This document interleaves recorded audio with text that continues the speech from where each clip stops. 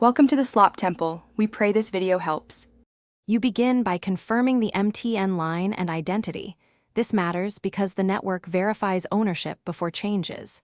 Next, dial the UST menu or open the MTN app to view active subscriptions. This shows what you must cancel.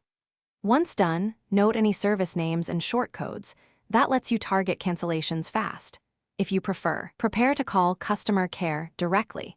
Keep your ID and recent recharge details ready so verification moves quickly and smoothly. You now remove services using the method you chose. If you use UST, follow menu prompts to subscriptions and select Stop for each service.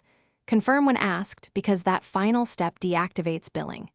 If you use the MTN app, tap Services, find the active subscription, then Cancel. Make sure you get an on-screen confirmation. Alternatively, reply Stop to service SMS shortcodes. This is quick, but verify the reply acknowledges cancellation, so charges cease immediately. You finish by confirming the service is gone. Check the app or dial *123# and look for no active entry, and expect a confirmation SMS.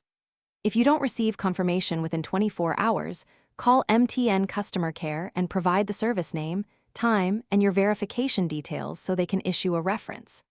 If unwanted charges continue, escalate with screenshots, transaction ID, and the reference number. This evidence speeds refunds and prevents recurring billing. Thanks for watching. Consider subscribing if we helped you.